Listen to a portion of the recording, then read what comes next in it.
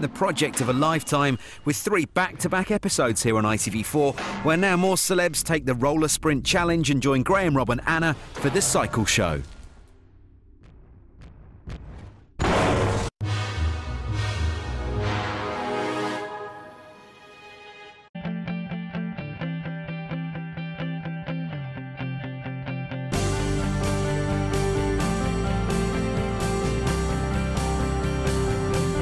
Cycle Show, brought to you by chainreactioncycles.com.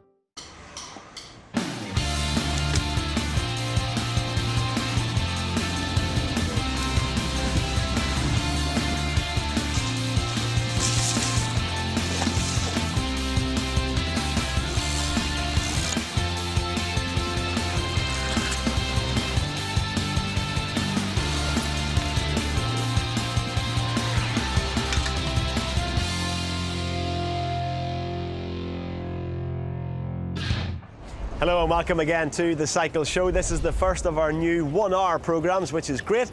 More time, more chat, more bikes, more features. Here's what's coming up on this week's programme. Anna Glowinski gets dirty with some off-road BMX. Rob Hayles tests his power output a year after retiring. And I take on Ned Boulting in a Battle of the Presenters Sprint Challenge.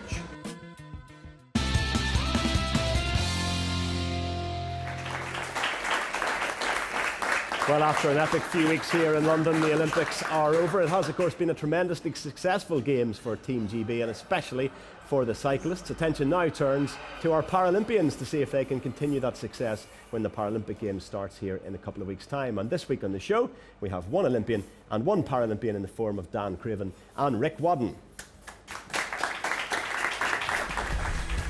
Namibian-born Dan is a former African road race champion, just fresh from competing in the Olympic road race.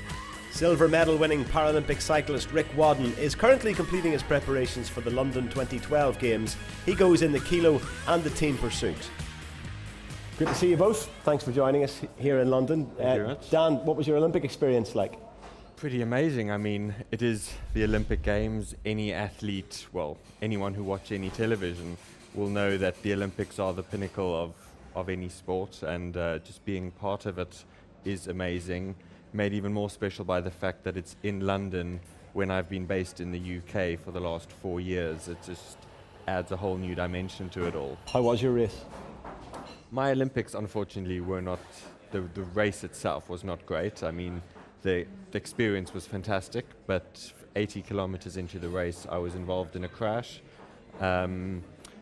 Not many people actually know Cancellara was in 2 crashes because he was in mine as well. And my bike got caught up with Luca Paolini from Italy.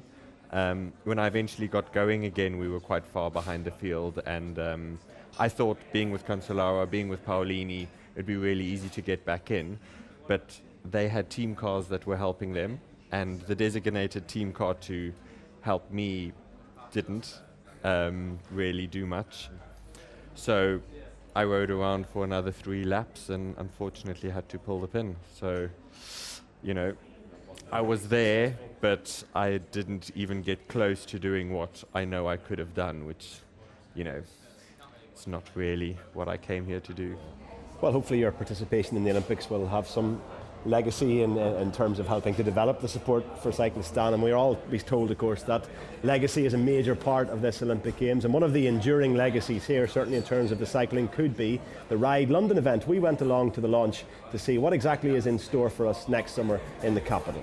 Good morning, everyone. Ladies and gentlemen, can I take this opportunity to welcome you to the London Media Centre for the launch of a new annual weekend cycling event that's coming to London from next year. This is the moment, isn't it, for the great leap forward in cycling, the next big push, and that is what we are announcing today, the greatest cycle weekend in the world in what is fast becoming the greatest cycling city on earth. Picking up where the Olympics left off, Ride London will bring the best cyclists in the world to the capital next August in a 2-day festival of the sport that hopes to feature something for everyone. Around 200,000 people are expected to attend a range of events, including the men's elite race, a family fun ride, a 100-mile challenge ride, and a Grand Prix series of city centre criterium races for women's elite riders, youth groups and hand cyclists. I think anything to help develop the sport and like inspire that next generation is just great, and I think this is an event that's definitely going to help. What we're really, really keen about is trying to increase participation numbers. That's a big challenge for us. We've shown what we can do at the elite level. We're now unquestionably the world's #1 nation. I'm very, very proud of that. And now what we want to do is get the whole of the rest of the nation on two wheels, enjoying cycling at whatever level suits them. It's kind of waiting to happen. There's a London Marathon, we've got the world's biggest tennis event, we've got the world's best football, the world's best rugby. It's waiting to happen for cycling, and the Games has given us the opportunity to do that. Well, Rick, it's very evident that London is a cycle-friendly city. The Mayor of London has been championing the sport here for a long time. Is it the same up where you live, up near Wigan? I know Bradley Wiggins lives in the neighbouring village, and you know, you have the centre of British cycling not too far away. Yeah, I think over the last couple of weeks it's really taken off. You know, I've definitely seen a lot more cyclists out on the road when I've been out, and I've had a lot more inquiries myself, you know, going into schools. You know, and young kids, you know, all want to get into cycling at the minute, you know, BMXing, because it's obviously a more controlled environment for kids, you know, not obviously not on the road. But, you know, it's definitely paying off. You know, it's just a case of keeping that drive going, you know, to Rio, you know, because we've just heard that the government have put all this money aside to extend it available for the next 4 years. So I think it's great. You know, it's just a case of building on it and identifying these, you know, young athletes that can go to future games. Dan, what's it like growing up cycling in Africa? I know you've competed in a few races. You won a stage of the Tour of Rwanda. What was that like? I was there a few years ago, and I saw a lot of cyclists, but it's not the kind of place you'd normally associate with a big stage race. Exactly. You see a lot of cyclists in Rwanda, but they're kind of taxi bikes and cargo bikes. So you see lots of people with so many bananas on the back of the bike that they can't actually even ride the thing. Never mind balance the thing. There's just no space to get on it. And then they're pushing them up the big hills and things. So bikes are really used for transport there because so many people can't afford cars. But there's been this Project Rwanda and Team Rwanda, which has some Americans have come in and they're helping making it a sport, which is all really helped by the fact that the government is doing a lot of good work. There are lots of new roads. It's, you know, the mountain kingdom of Central Africa, so there's lovely roads all over these hills, and it's a stunning country to go riding in. You see some amazing sights. I've also raced in Nigeria and Gabon and Morocco. Racing through Gabon in the rainforest, I mean, sometimes you'll see meat for sale next to the road as you're racing along, and it'll be anything from some bird to monkeys that have been roasted, and seeing that in the middle of a race when you're on the limit, it's quite interesting. It's not what you'd normally see. It's not normal race nutrition, shall we say, quite. Dan? Not exactly. You'll have been getting all that spot on, Rick. Obviously you prepared as thoroughly as well for Beijing. You're winning the silver medal. What was that experience like, and do you think you can top it this time round? Yes, I think I can definitely top it this time round. You know, the experience from Beijing, I know what to expect obviously when I go into the village, because it's a massive change. You know, you're there with thousands of athletes from other sports, which in the cycling world, when you go away racing, you're in your own hotel, your own little network all the time wherever you're racing.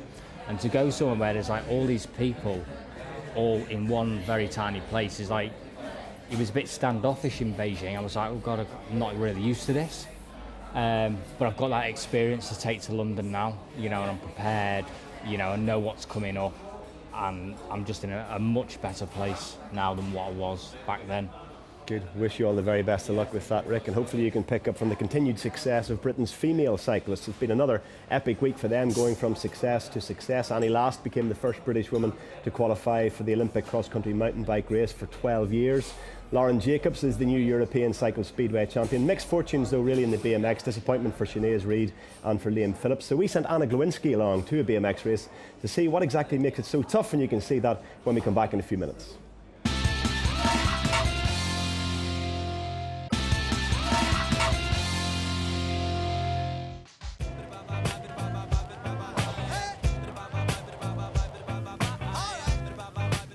So I've had a BMX for about 4 years now, but it's not a bike that I use very often at all. Going to the shops on my bike's brilliant. It's a really good way to keep me fit because you just kind of pedal, pedal, pedal, pedal, free wheel for a bit, pedal, pedal again. It uses your arms quite a lot, so actually you could do a 3-mile ride on your BMX just to get to the shops or to the train station, and suddenly you've done some sprint training. BMX has really boomed in the last few years. Ever since it's been on TV, it invades people's homes and people get to see it and live it. Every time you go in the air and you go that little bit faster, you get goosebumps or like jelly legs, and you get that burst of adrenaline. That never stops for me. The disciplines that I race in are track and mountain biking, so sometimes my BMX gets a bit neglected, but if I was clever, I'd probably use it more because actually you can get so many transferable skills from it. You can jump, you've got bike handling, you've got sprinting, you've got core muscles, so it's a really, really good bike to ride no matter what kind of cycling you do. BMX thing, I absolutely love it. First of all, I want everyone out there to enjoy riding bikes. And then as soon as you're smiling, you want to learn more. The best training technique is to have your mates there along with you. I think that BMX racing would really suit my style. I'm quite explosive and also a little bit aggressive, so it sounds right up my street. I do need to do with some new skills though, so really looking forward to learning some stuff from Rob today. I think it's not just going to help with BMX, but also with other disciplines of cycling as well.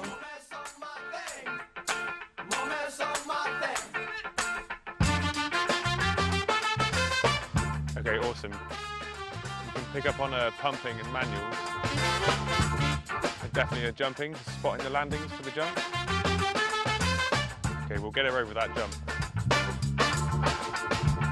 50.3 seconds. Pretty good, just see if we can beat it. Hey Rob, all right, you just saw my lap. I felt a little bit out of control, so I want to learn a bit more control. Firstly, I'm thinking maybe on the jump, so what advice have you got? Definitely, your lap was really good. You're always looking at the right places, but I want you to start thinking about spotting the steep landings. So we're going to bring you up to speed over this jump and then get you landing nice and smooth on the backside of the jump. Pump over this, push down. Don't sweat the technique.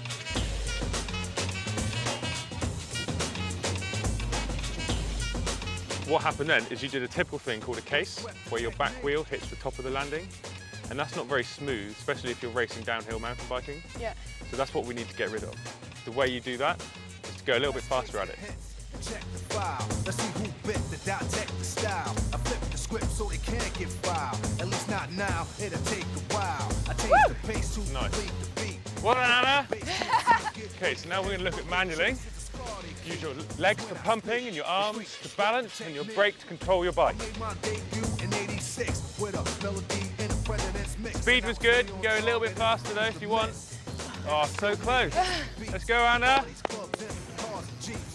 So close. Pump this bit even smoother. Okay. So your back wheel never wants to leave the ground. Look at the landing.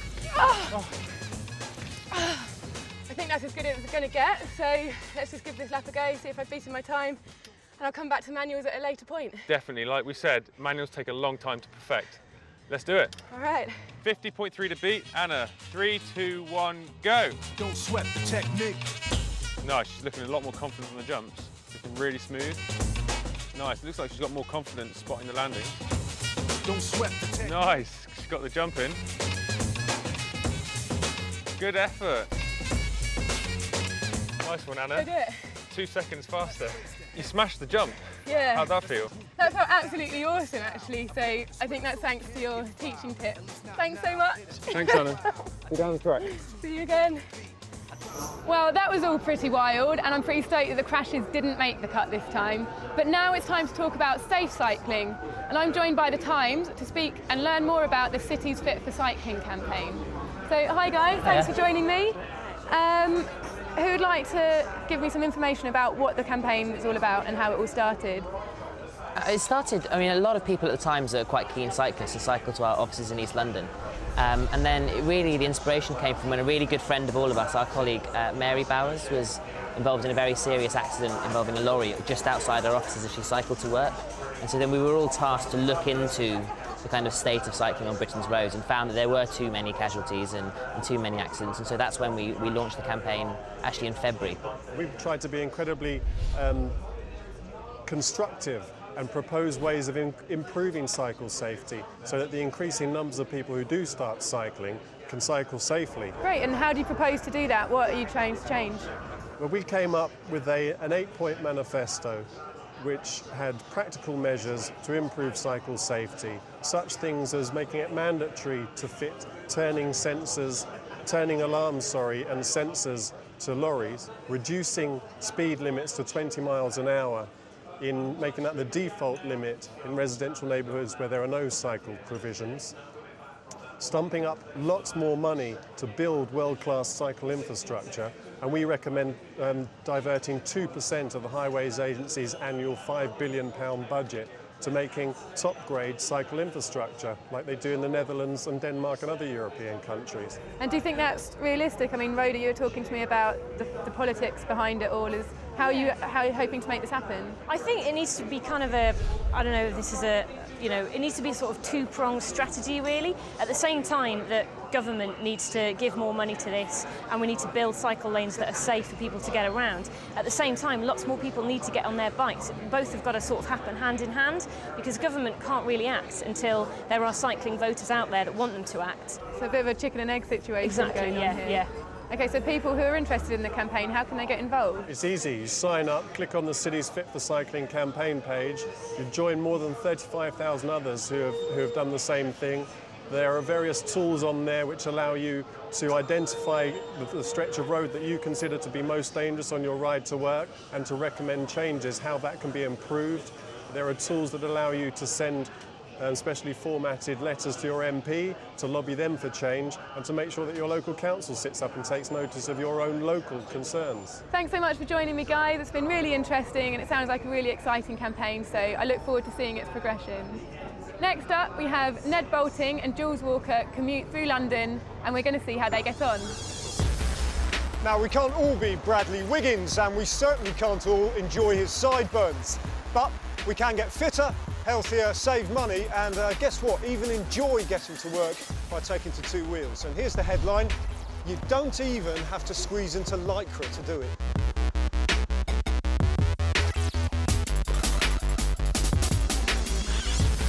But let's just say, for the sake of argument, I've got a meeting to go to and a job to attend to. Well, today I've chosen a pair of commuters' jeans. Most of the big brands are doing these. They're stretchy and tough in all the right places. They've even got a bit of reflective material in the turn-up, which is practical with just a hint of the midlife crisis about it. So these are the big blue superhighways. There's a few of them in London now, and although they're not everywhere and they're not perfect, they do make the riders that much more visible on the road, and I think drivers have to take notice of us. What you got in your boxes, mate? Sandwiches. Oh, they're boxing. You're right, fella. And so to the thorny issue of where do you leave your bike and how safe is it going to be. A lock like this isn't a bad idea. Try and look for the Sold Secure Gold standard, and then you know it's half decent. And in fact, the smaller, sometimes the better, as these kind of locks are harder for thieves to crowbar open. Job done. If you've got quick release wheels, you might have got into the habit of taking the wheels off and locking them to the frame. If you've got one of these clever little gizmos though, you won't need to do that. They come with a unique key that only you have access to. Only you then can get at your wheels. There's no getting away from it. London leads the way in the UK cycling revolution. Cycling as a means of transport and as an aspirational lifestyle choice has boomed. Dedicated cycle superhighways and city bike hire schemes have popped up in the last couple of years. Hopefully some of these positives will filter out to other cities. Have you noticed a massive increase? I mean, we're talking about London now, but nationwide, I mean, what's the picture? Most of the growth in cycling is taking place in London. It's growing at about 10–15% a year. Cambridge has a great cycling culture, a lot of students there, a lot of young people, but there are other cities where it's not growing, and I think local authorities and the national government, they need to do more to encourage it.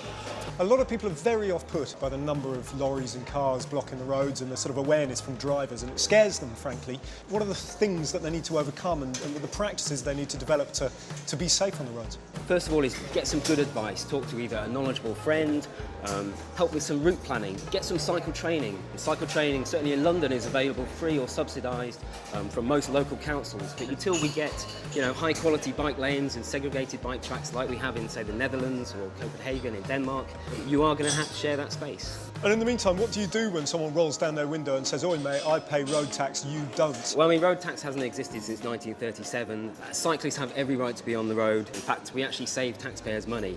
Do you need insurance? When you talk about insurance, most people think of theft insurance because theft is a big problem. But probably more importantly is third-party insurance.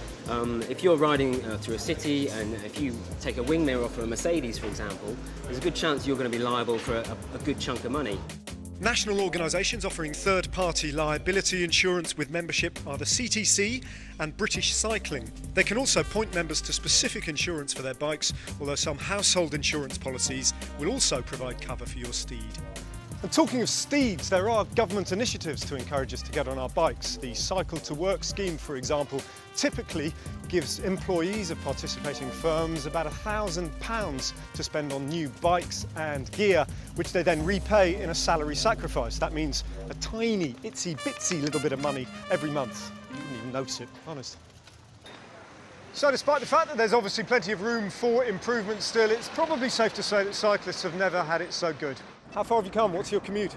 From Isha. Isha? 25 miles. That's a fair distance there, isn't it? Yeah, it's about 25 miles. How far do you go? Twickenham to Westminster. Every day? Yeah. Come rain or shine? Yeah. What's your best tip? Wear comfortable clothing. I always think getting ahead of the traffic is quite important so they see you. I always wear a lot of yellow. Oh, stay clear of lorries. Stay behind them, never pass them inside.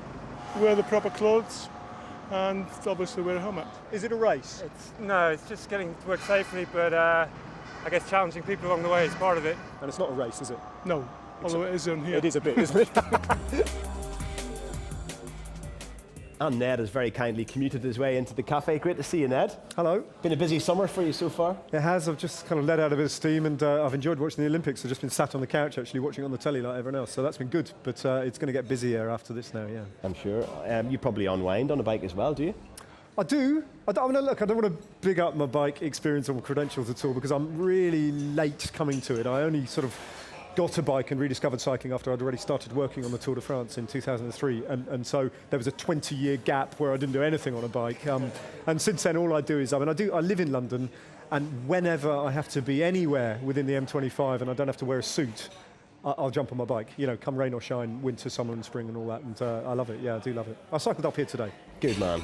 Famously, you very modestly admitted that you came to cycling really with almost no knowledge. In fact, that's where you get the title of your book. Yeah, not almost no knowledge, absolutely no knowledge, yeah, genuinely nothing, knew nothing about it. Tell us a story about how, from which the title of your book came.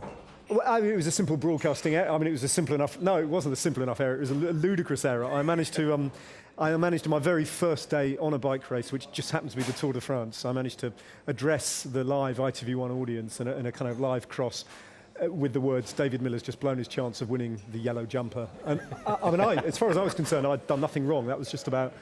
I'd nailed it. It was only a couple of friends who watched at home back in London who told me that, quite what an arse I'd made of it for myself, but there you go. Things could only get better, slowly. Well, they have got better, and you're the go-to guy now for ITV in cycling. You had another great tour. Although a couple of years ago, obviously your knowledge was probably questioned whenever you confidently predicted that you could never see Brad Wiggins or anybody from Team Sky winning the tour. No, well, I didn't. I'm not sure I said nobody from Team Sky. I couldn't. Hand on heart, a couple of years ago, I couldn't. I'm looking for backup here, guys. I genuinely couldn't see Bradley Wiggins winning it as a realistic prospect. The thing is, though, he needed to come home, and that's what he's done. He's come home to what he's known from when he first started, and a couple of years of that, and now he's gone and produced. Absolutely, Dan. And I completely get the way he's reinvented himself now in hindsight, but at the time, even that 2009 fourth place, it just seemed to be a glass ceiling for him, and I couldn't have seen him smashing through that the way he's done. Exactly. I remember back in 2009, around about the time that Brad got the fourth, I was having a conversation with someone, and we were discussing who is going to be the Sky rider to win the Tour de France. And I was saying it was Chris Froome, and a friend of mine was saying it was going to be Geraint Thomas, and none of us had even considered Brad. I'm quite happy because Chris coming second kind of proved that I was on the right track. But still, no one had even had Brad on the radar, and he had already had a 4th place, and we were still discounting him. Yeah, I mean, you know, his credentials hadn't been astonishing up until that point. His first Tour de France that he completed before that 4th place, I think he finished 127th or something like that. You know, it just wasn't. It looked improbable. It looked improbable. He was just sat back and he was watching what was going on, that was it. And he was waiting for the right time. And he got the offer from Sky, and he thought,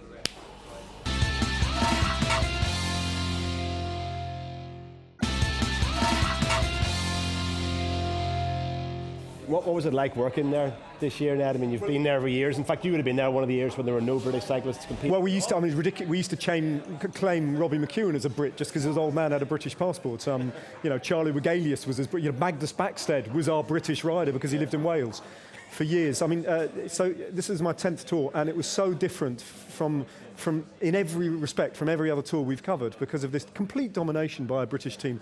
The best climber in Chris Froome, arguably the best time trialist by a country distance in Bradley Wiggins, and probably the best sprinter still, Mark Cavendish. The 3 great disciplines of a Grand Tour nailed down, British athletes in one team. They had their foot on the throat of the race from very early on and didn't relent. It was in a strange way unexciting as a race because it was so one-dimensional. It was just a story of domination from start to finish, and we didn't really sometimes know how to develop that story beyond what was obviously there. Exactly. It's amazing seeing the excitement in this country because really so many people were following the Brits. But as people who've been in the sport for longer, it wasn't the best tour. It was the best tour for the UK, without a doubt. Yeah. But in terms of actual racing, actual excitement, attacks, daring moves, it wasn't that gripping, but it did just show the dominance and the strength of Sky, and not in a way that US Postal used to do it, I'm very glad to say. There aren't as many variables, perhaps, Rick, in track cycling. Is that fair? Would you prefer to be doing more road racing, or are you happy with where you're at on the track? I'd like to be doing the road. You know, it's quite good. I can turn my hand to the road or the track, you know, when I want to. But at the moment, obviously, with the games, it's all focused on the track. But then after the games, who knows, the next couple of years, you know, refocus, see where I can go, you know, with what I want to do. So, you know, it's all looking good, but we want to get to the games, get that done first. You know, that's the main objective. Well, we're going to get a sneak preview of your form, Rick, because next you're going to be taking on Dan in our very special Cycle Show Sprint Challenge. And before that, Rob Hayles will be giving us an example of the type of power needed to get to the top these days. And, of course, he'll be telling us whether he still has it a year after retirement.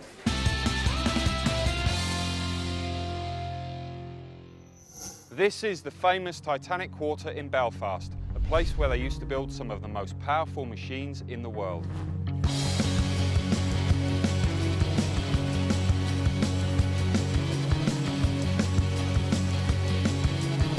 So here I am, perched above the slipway where the Titanic was built and launched.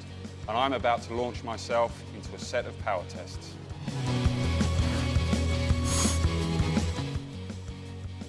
Okay, Rob. So the first power test is a sprinter's test. We want to see your absolute raw power. So it's a 5-second sprint test. You ready? Go for it. Go.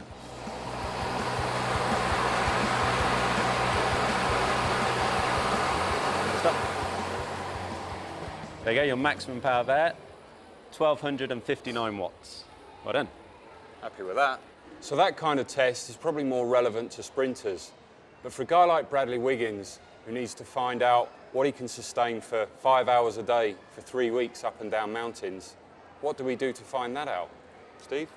Well, for that sort of test, what you want to do is what we call a ramp test. The bad news for you is it's longer, it's harder, and it's going to push you even more. Are you ready for that? Let's go. So this is a warm-up part. This is where we're going to get you riding, make sure that the blood's going around the body. It is a warm-up, so it won't feel too hard for the first few minutes. This feels pretty much like a general ride that I would have done a while ago. We'll see how quickly it starts to ramp up for me. Here we go, up 20, so 200 watts. It's about 91 revs per minute. feel my heart rate starting to just get elevated, breathing starting to kick in already. Is that a good sign? You're breathing, that's a good sign. I'm breathing. Yeah, you're alive. 300 watts now. I mean, I'm not even close to the power that some of the guys can hold for 3 hours in the pro peloton. All right, so 380 watts. This is probably still a good 40, 50, 60 watts lower than guys like Brad Wiggins can hold in the high mountains in the Tour de France. So the periods of around 40 minutes. So I think it's fairly obvious where I'd be in the race right now. Doing really well, 100 RPM, that's great. Okay, for the next one, 420, same RPM, slightly higher gear.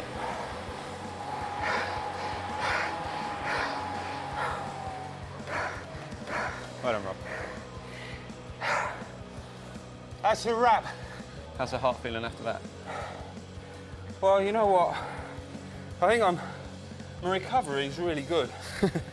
I feel like,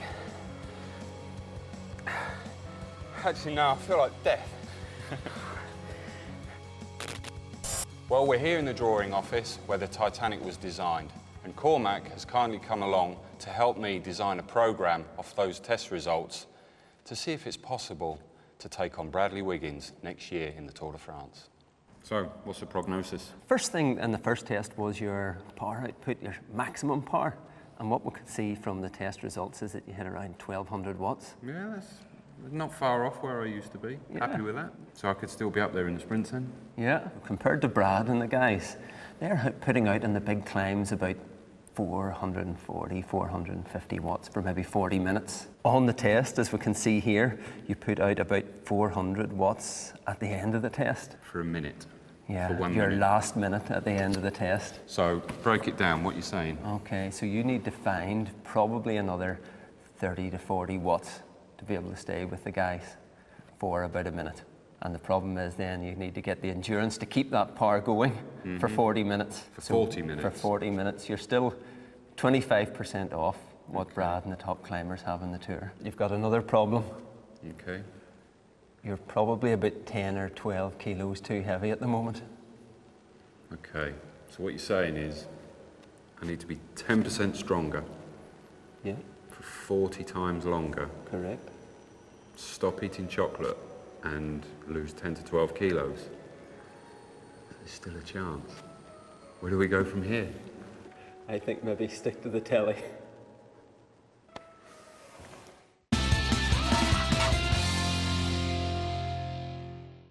So we certainly put Rob Hayles through the ringer there in Belfast. Now it's the turn of Rick and Dan in the famous Cycle Show Sprint Challenge. Rick, getting a bit close to the Paralympic Games. Are you nervous about this? Not at all. Only the fact that I'm doing it in my normal civvies. And a slightly smaller gear perhaps than you're used to? Slightly smaller, yeah. So we'll see. Dan, confident? Not at all. I'm not a fan of these things, and having my apparent sex face on TV isn't going to be fun. Well, we all look forward to seeing that, I think. Over to you, Jake. Okay, Rick on the blue, Dan on the red. Are you ready? Yeah. 3, 2, 1, go, go, go, go, pedal, pedal, pedal, and they are off. Coming up to the first 100 metres, the red's in the lead, but the blue's starting to come back, and the blue is pulling into the lead now. With 200 gone, the blue is leading this race. It's halfway blue, halfway red, keep sprinting, he's sprinting. With 200 to go, the blue's got a good lead now. It's less than 25 metres, can red respond in the last 100? 75, 50, 25, and blue crosses the line. Red comes in just behind. A very close race, so a winner on the blue. Oh, superb. Congratulations to Rick Wadden. He goes into second spot just behind Keelan Phillips. Excellent. Very good, mate. Must have been a great warm-up that for the Paralympic Games. Yeah. That was easy. Daddy's not even out of breath. Well, you are a wee bit. Yeah. Fairly high cadence. Slightly, yeah. No, it was good. Good man. It's good to do. Dan, is there a feature for you perhaps on the track off the back of that performance? I'm glad to hear that he thought that was easy, because it's definitely the only one. What's next for you in cycling? Hopefully longer races than 25 seconds. Tour Britain, last big thing of this year, so really looking forward to that, and 8 days of long road races. Should be good. Great. Well, thank you very much for joining us. It's been a pleasure having you in the Cycle Show. That's it for part 3. Join us again in a few minutes when we'll have the second part of our commuting piece and, of course, the big Cycle Show Sprint Challenge finale. It's the battle of the presenters, G Little against Ned Boulting.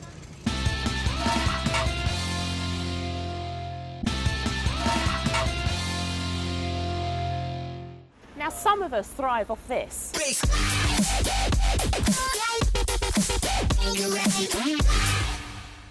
But for others, the commute to work can be an excuse to de-stress before the day is even started and explore hidden gems around the city. But for now, a touch of breakfast. Once upon a time, cycling cafes would have been unheard of. Now they're popping up all over the place like mushrooms. I'm always looking for more chilled out routes to get to where I'm going, and there are plenty of websites and apps that can help you escape the busiest routes.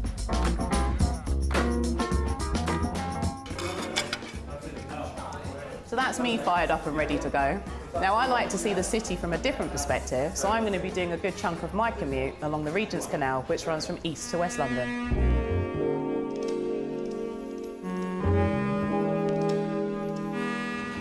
Now, Regent's Canal dates back to the Industrial Revolution. It's now pretty much a utopia for all cyclists and pedestrians, and nature as well.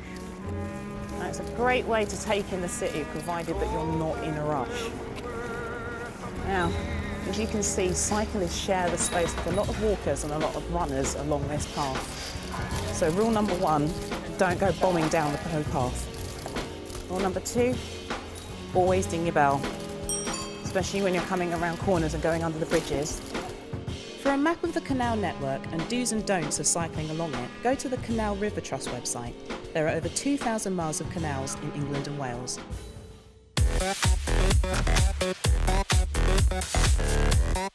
I've reached the end of my canal route, and as you can see, I'm back on the roads again. Now, the cycle path that I've taken actually cuts through a lot of the scary traffic that cuts through King's Cross. This is where pre-planning has been a great help. So definitely have a look at one of the apps, plan out a quieter route, and feel confident and safe on the roads. So now we're on Shaftesbury Avenue. It's quite cool thinking that I set off this morning on my commute from East London, ridden along the canals and the towpaths, and have now ended up in the centre of the city.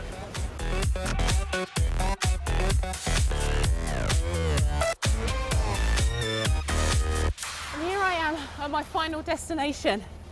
This gym is a brand new concept, allowing cyclists to come in, lock up their bikes, and have a shower. Definitely time to freshen up. The whole club has been designed completely around the cyclist and the runner. So from the minute you come into the club, we are absolutely unique. So we have a 340 space bike park. We have dry cleaning through to getting you personal training. We have all the facilities and products that you would get in any cycle shop. So you can get anything from a puncture being repaired to having your bike built for you. So that's me all changed back into my normal clothing. Now it's time to go and find Ned. Well, 2 different rides, 2 different riders, and 2 probably very different experiences, Jools. I mean, mine was a bit hectic at times, but yours looked nice and relaxed. It was a very chilled ride along the canal paths and towpaths, and there were loads of little hidden gems that I found along the way as well. The great thing is that I was using some of the brilliant apps and websites that are out there to give alternative routes so that you don't have to be in the hustle and bustle of the city. Absolutely. Well, beautiful weather for it. Whether or not all these people will still be riding in February remains to be seen, and for me and Jools, just a small matter of getting home now. Oh, that's the kind of peaceful cycling I like best. Ned, you obviously do a lot of commuting around here. I do, yeah. I mean, I ride a lot around London, and I'm kind of thrilled by it. I know a lot of people are put off by the traffic, the buses and the taxis and the elbows out and white van man, and you can probably hear the traffic outside now. It never stops in London, but I kind of like it. I get a slightly childish kick out of beating the traffic and beating the, people stuck in cars and all that, and nipping in the little gaps. And I guess I'm a bit of a kind of courier in disguise. I've got that kind of mentality somewhere. Make a little bit of money on the side too. Between jobs. Rick, your last cycling experience wasn't quite so sedate. We just saw you winning the Cycle Show Sprint Challenge. How did you find that? Hot. Well, in normal clothes, it's like, I'm just not used to riding a bike, you see. So... Can we just confirm, in case Mr. Brailsford is watching, you're not injured and you're fully fit? Not at all, no. That was a meal brisk. brisk ride that was. So it was good to do. Yeah, I've never rode one of them before. So in a few weeks' time, everybody's going to be talking about the Paralympic Games, and one of the major difficulties, I suppose, people who are new to it may have is with the classification system. Can you shed some light on that? Yeah, there are obviously different classification systems in different sport, but obviously in cycling, in the solo events, you've got C1 to C5. C1 being the most severely disabled, to C5 being the minimum. And I think the best way to describe it is people need to watch it as that classification, not as people who are in it. Like in my classification, you'll have people that have got all 4 limbs and have got a brain injury, so a neural deficiency. And then, but also there'll be someone in the category that will have a above the knee amputation.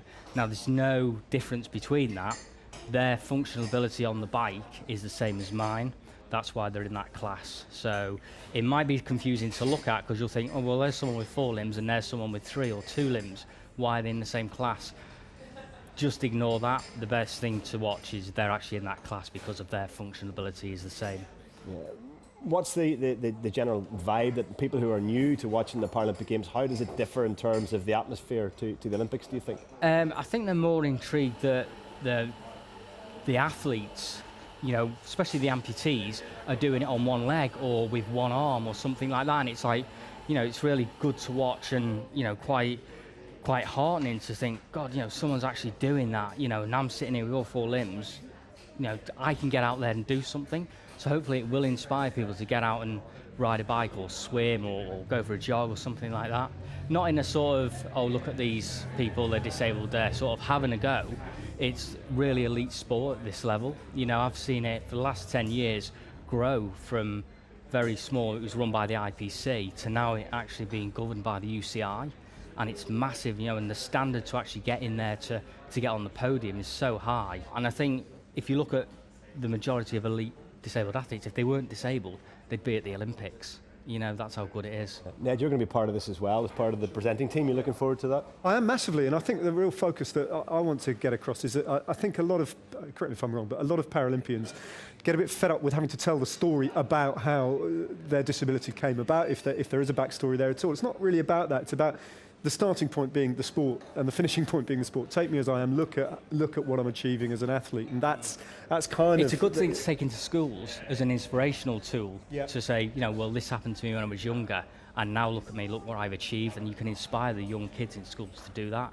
You know, because the school visits I've done in the past, it's been like, wow, you know, we can do this as well, and it's you can see in their eyes that they're amazed that, you know, you're taking part and you're doing stuff. That's away from the games, though, isn't it? That's the kind of backstory. When you guys are in your zone, in the stadium, in the velodrome, that's the story you want us to put across, I guess. And that's what we're there to reflect. You've got that, and plenty more cycling to come as well. A lot of it here on ITV. Looking forward to the Tour of Britain. Tour of Britain, massively. I mean, I kind of get more and more excited about that race each year. I think it's the 5th, 6th time we've done it, and it grows enormously each time. And the Tour de France has grown, clearly, and another big step change this summer. But on the wake of that and slipstreaming right behind it, the Tour of Britain, I think, will be a World Tour race sooner rather than later. Year on year it grows in importance. Its place in the calendar is quite well defined now. It's being used and respected by guys who are preparing for the World. It's a good tool for them. The crowds are immense. The race is brilliant. And this year, you know, I don't know who's going to be riding it from Team Sky, but whoever they throw at it, it could be a lap of honour for a few guys out there, couldn't it? It's really one of the highlights of the rest of the cycling calendar, Ned. We look forward to seeing you in that. And Rick, of course, the other highlight of this year will be the Paralympic Games, and the very best of luck to you in that. Thank you very much for joining us. We'll let you go, Ned. You're not quite so fortunate because you've got to take on the beast. And that is me in the famous presenters battle of the Cycle Show Sprint Challenge. That's next.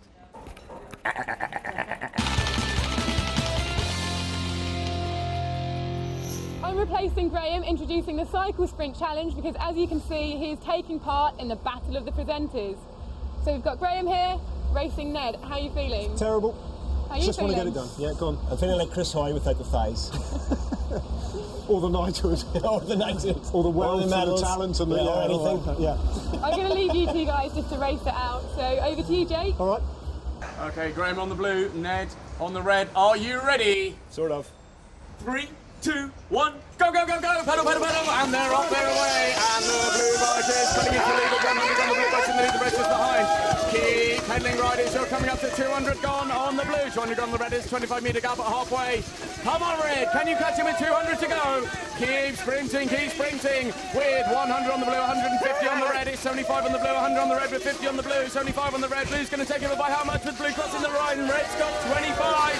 And he's down. We have a win and a very quick time on the blue bike. Oh, yes. Join us again in next week's show. Commiserations, Ned. Next week's show, we've got Lizzie Armistead, Danny King. We probably won't have me, because I think there's going to be a cardiac arrest in the next few minutes. If I survive, we'll see you then. That's fast. Bye-bye. Cheers.